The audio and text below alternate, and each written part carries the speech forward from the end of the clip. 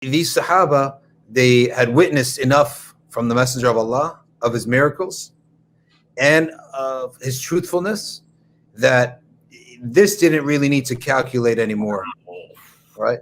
We went to the source. If the source has proven himself over and over and over, then you don't need to ask questions anymore. Amazing. Right? Subhanallah. That's how simple it is. It's credible already. Yeah. That's amazing. That's how simple it is. Right? And that's how simple the idea of desire and receiving ni'mah. Eventually, your dua will be answered so many times, you don't need to investigate Allah anymore. Sami'na wa ata'na. Right? That's it. And that's where their relationship with the Prophet ﷺ. Allahu Akbar. That's awesome. Sure. That was beautiful, man. I don't think, we can say it better than that, but the reality is that we al-mu'minu ma'lafun. The human beings are social hubs. We need to love and we crave to be loved. Right? This is the natural disposition of every human being in the world. And if we don't love, then insan can come from one of two derivatives, one of two root words. One is nasiya, which means to forget. And one is uns, which means companionship, compassion, being with people. And actually, one of the most difficult punishments in the Western countries is solitary confinement, because they distance you or remove you from the most natural fitrah that you have, which is to be around people and to be with people and to love people. So, when you love someone, Imam Ghazali says this. He says, we love someone for three reasons, right? The first reason, and I've spoken about this in my Shama'il classes as well, the first reason is we love someone because of physical beauty, right? There's a physical attraction, and then hence we love that thing. There was no one more beautiful than the Prophet ﷺ. And this is, that hadith of لا يؤمن أحدكم حتى أكون أحب إليه من والده وولده والناس أجمعين, that none of you can become true believers until you love me more than you love everything else in this world. There is discussions about that. This love doesn't necessarily just need to be emotional. It's also a rational love.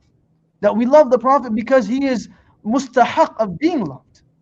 We love the Prophet because he is deserving of our love. We don't just love him because he told us to love him. We love him because we know who he was. And therefore we have sirah. Right? It's not just love me, that's it. So he was the most beautiful. Number two, love people due to the fact of, due to their inner qualities. Right? You can have a beautiful car, but there's no engine inside of it. The body looks good, but there's no engine. No one wants to buy that car. You can have an individual who is blessed with everything, but internally their hearts are dead and they're corrupted with different types of diseases. No one wants to be around that person. So the Prophet ﷺ was not only blessed with physical beauty, he was also blessed with all of the qualities of the previous prophets, right? And the third thing, the reason why we love, is based upon how much that other person has done for us and how much they have put their life on the line for us. I think that one of the Sahaba's greatest motivating factors was seeing that the Prophet always was the first person giving, was the first person sacrificing, was the first person struggling. Abu Bakr leaves his home, he bumps into Umar radiallahu anhuma, and he says, "Ma akhrajaka min baytik?" What has removed you from your home at this time of the day? And he says to Abu Bakr, "Al-ju'," hunger. And as they're walking, they bump into the Prophet ﷺ, and the Prophet says to them, "What has removed you from your home at this time of the day?" And they both reply and say, "Hunger." The Prophet says, "That which has removed you has also removed me. I'm also struggling. I'm a part of this struggle." When the leader is not only at an equilibrium of struggle and sacrifice with the people around him, but rather is ahead, that's a motivation. Sayyidul Qawmi khadimuhum. The Prophet was walking outside of his home and he sees a date on the floor next to the orchard. He picks up the date and he looks at the date and he wipes the dirt off the date. And he looks at Ibn Umar and he says, "Awatashtahihi ya Ibn Umar? Do you wish to eat this date?" And Ibn Umar says, "What? This date you picked up from the floor? Why would I want to eat this date for?" And the Prophet says, "No, ولكن أنا أشتهيه هذه صبح رابع ما ذقت شيئا."